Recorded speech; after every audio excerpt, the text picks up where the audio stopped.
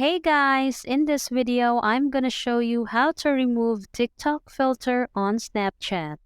So let's get into it. First of all, open TikTok. Select the video you want to remove the filter from. Share the video on Snapchat. Add the invisible filter to it. And you're done. This is how you can remove the TikTok filter on Snapchat. This invisible filter will remove the filter from the video, but will also make you invisible.